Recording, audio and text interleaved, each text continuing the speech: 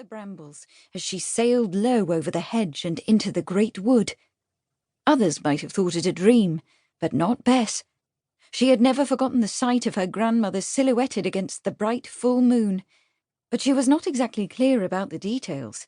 Just how Gamma and her friends managed to get off the ground, that is.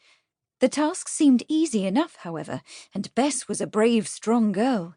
So she tried it herself, taking a running leap off Black Rock with Gamma's ash broomstick under her. But all she gained from the experiment was a torn skirt and 2 badly scratched knees. Questioned at home, she confessed to her effort to get off the ground and begged Gamma to tell her how flying was done. But Gamma, alarmed, sternly bade her hold her tongue. "Such unchristian foolishness," she cried. "Put it out of your mind this instant, Bessie. Flying? Why, I never heard such nonsense in all my life." The 2 cronies vanished from the cottage fireside. Bess never again saw Gamma soar over the bramble hedge, and not one more word was spoken on the subject. When the old woman died at last, in Bess's 30th year, the secret of flight died with her. During the next dozen years, Bess, who remained unmarried, was so busy with the work of supporting herself that she had little energy to spare for fanciful dreams of flying.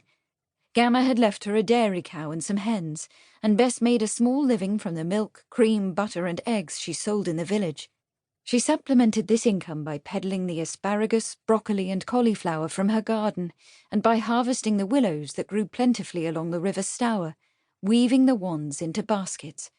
She also raised bees in neatly thatched wooden hives ranged on the sunny side of the wattle fence across the back garden. Indeed, so bustling and busy and pleasantly earthbound was Bess's life that her childhood ambition lay like a forgotten memory in the bottom of her heart. Until, that is, the day she noticed a loose slate in the hearth and raised it to discover a cavity beneath. From this hiding place she lifted a curious leather-bound book, printed in black letter and unquestionably ancient, its brown pages annotated with spidery handwritten notes. Reading was reserved for the candlelit hour before bedtime, which Bess always spent with the newspaper supplied by her friend Sarah Pratt, cook at Bishop's Keep, several miles down the lane. Now, having discovered the book, Bess was so curious that she could scarcely wait until evening to read it. Unfortunately, however, the black-letter text and spidery annotations could not be deciphered by the light of her candle, so on the following day Bess purchased a paraffin lamp, an acquisition she had deliberately postponed. She had an inborn distrust of modern inventions, such as the post office telegraph, which clattered so loudly that one could scarce make oneself heard, or Lord Marsden's new horseless carriage, which he drove with such reckless abandon.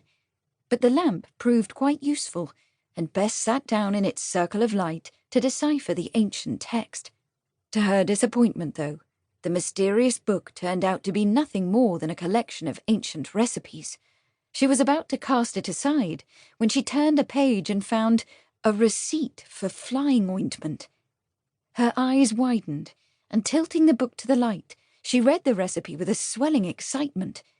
Some of the ingredients, honey, goose grease, thyme, basil, chicory, were familiar staples of her larder and garden. Soot, whatever could be the purpose of that ingredient, could be had from her chimney, while plover's eggs, pig's blood, and some of the less familiar plants, water hemlock for instance, would have to be specially procured. Breathlessly, Bess put down the book and considered.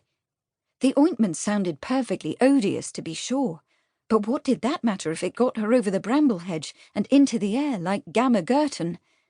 The biggest problem, of course, was gathering the more unusual ingredients without arousing anyone's suspicion, and it was not just the fear of ridicule that caused Bess to proceed with caution. The last witch burned to death in England had been set afire near this very village, scarcely 10 years before Queen Victoria took the throne. Bess had no intention of giving her neighbours the slightest excuse for honing their tongues on her doings. Whatever she did, she would do in secret. So it was that Bess was out and about with her basket on this late summer night, just as the full moon began to rise over Dedham Vale. Following the recipe's instructions, she had scraped from her chimney the pinch of soot, gathered the required number of... To keep listening to this audiobook, I've left you a link in the description so you can do it, at no cost thanks to Audible's 30-day free trial.